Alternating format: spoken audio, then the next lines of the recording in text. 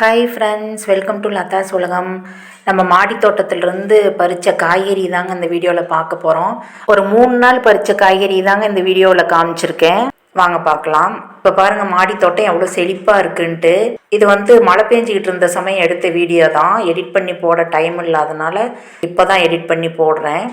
அவரைக்காய், வெண்டைக்காய், கத்திரிக்காய், தக்காளி எல்லாமே சூப்பராக காய்ச்சிக்கிட்டு இருக்குங்க. செடி பாருங்கள் எவ்வளோ செழுமையாக இருக்குன்ட்டு. அந்த மழை பெஞ்சிக்கிட்டு இருக்கும்போது தான் பார்த்தீங்கன்னா அவ்வளோ பசுமையாக சூப்பராக இருந்தது. நல்ல உரமும் கொடுத்தோம் அப்படின்னா காய்கறி அறுவடை நிறைய கிடைக்கும். வாங்க அப்படியே பேசிட்டு நம்ம மாடியில் இருக்கிற இந்த அவரைக்காய், கத்திரிக்காய் எல்லாத்தையும் பறிச்சுக்கலாம். செடி அவரை தாங்க இது. நான் ஏற்கனவே நிறைய வீடியோஸில் சொல்லியிருக்கேன்.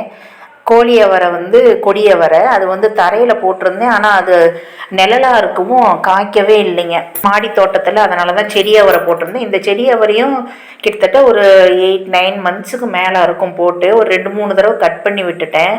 அஸ்வினி பூச்சி அப்பப்போ வரும். அதுக்கு நான் இந்த வேப்பெண்ணெய் இருக்கு இல்லைங்களா, காதி சோப்பில் வேப்பெண்ணெயை கலந்து நல்லா டைலூட் பண்ணிவிட்டு தண்ணி நிறைய கலந்து அதை ஸ்ப்ரே பண்ணி விடுவேன். ஸ்ப்ரே பண்ணுறதுனா ஸ்ப்ரேயர்லாம் எதுவும் இல்லை, கையில் தான் தெளித்து விடுவேன்.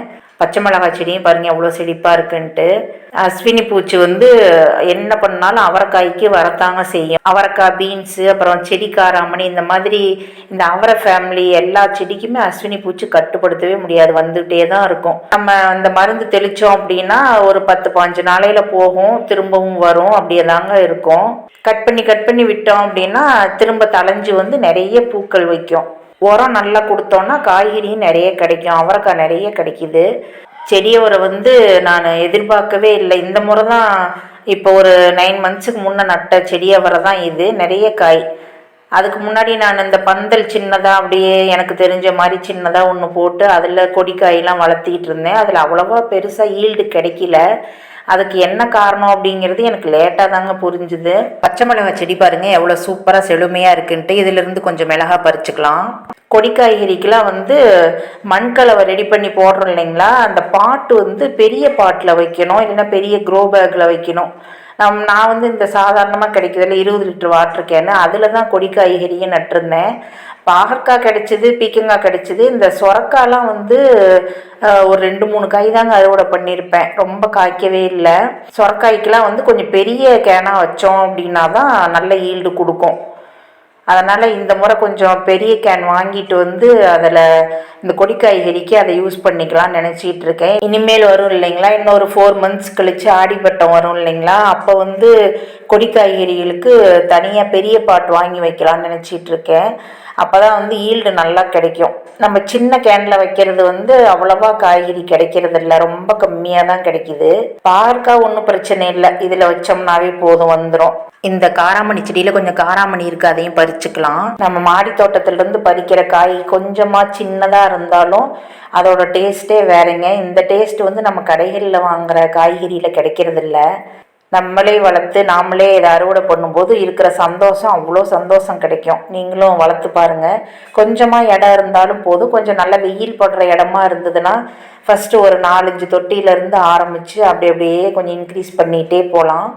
நானும் அப்படி தாங்க வச்சேன். நான் வைக்கும்போதே கொஞ்சம் அதிக அளவில் தான் வச்சேன்.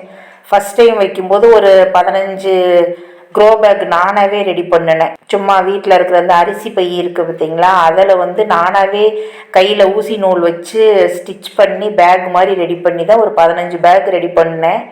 அதுக்கப்புறமா அதில் கிடைக்கிற ஈல்டை பார்த்துட்டு இந்த கீரைகள் தான் ஃபஸ்ட்டு போட்டேன்.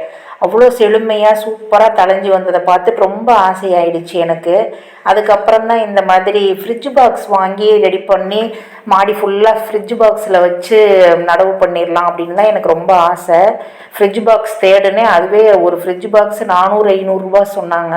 ஆனால் சென்னை பக்கம்லாம் மாடி தோட்டம் வச்சுருக்கிறவங்களாம் 100 ரூபா 75 ரூபாய்க்கு தான் வாங்கினதா சொன்னாங்க. என்ன நம்ம திருச்சியில் மட்டும் இவ்வளோ ரேட் அதிகமாக இருக்குது அப்படின்னு சொல்லிட்டு நான் அந்த முயற்சியை கைவிட்டுட்டேன்.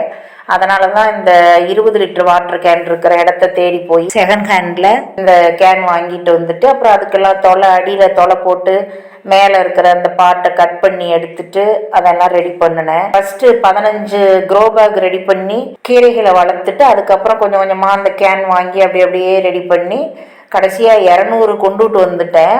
அதில் பார்த்தீங்கன்னா சின்ன சின்ன பையெல்லாம் கூட யூஸ் பண்ணியிருந்தேன். கிடைக்கிறதெல்லாம் எடுத்து யூஸ் பண்ணிக்கிட்டு இருந்தேன்.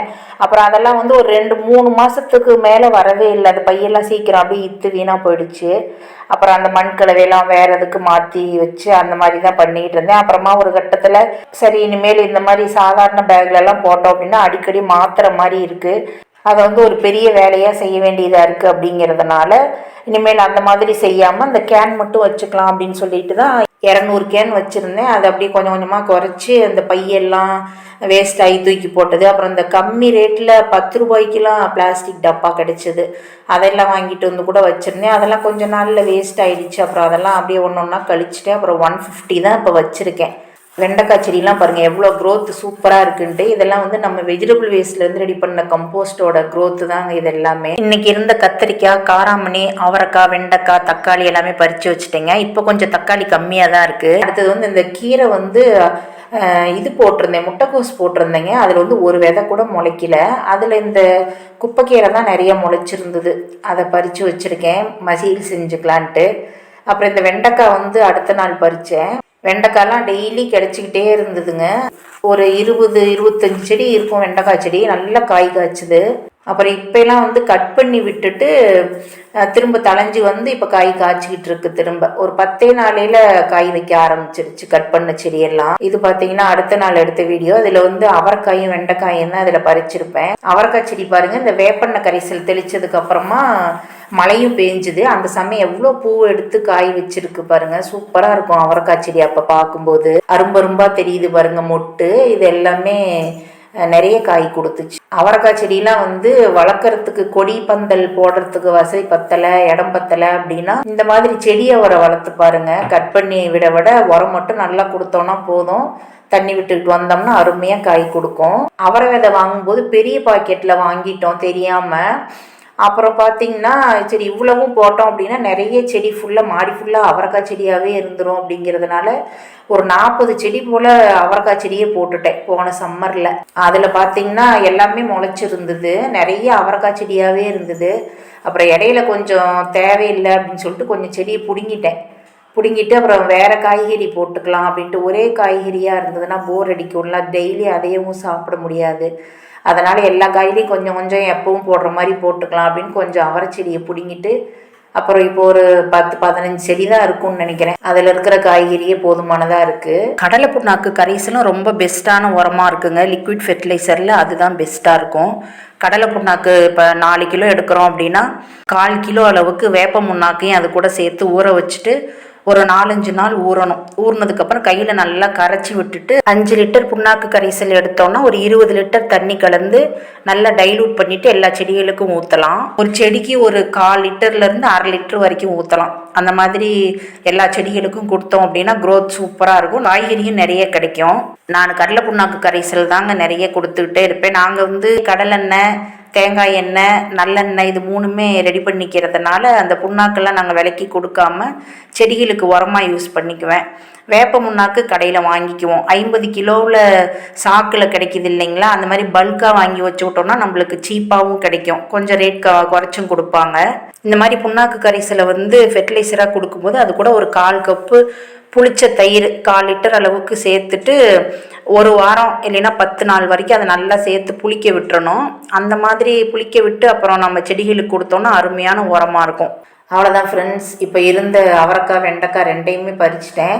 இந்த வீடியோ உங்களுக்கு பிடிச்சிருந்தா யூஸ்ஃபுல்லாக இருந்ததுன்னா வீடியோக்கு ஒரு லைக் கொடுத்துருங்க. அப்படி நம்ம லதா சொல்லுங்க சேனலை சப்ஸ்கிரைப் பண்ணிவிட்டு பக்கத்தில் இருக்கிற பெல் பட்டனில் ஆல் கிளிக் கொடுத்து வச்சுக்கோங்க ஃப்ரெண்ட்ஸ். தேங்க்யூ.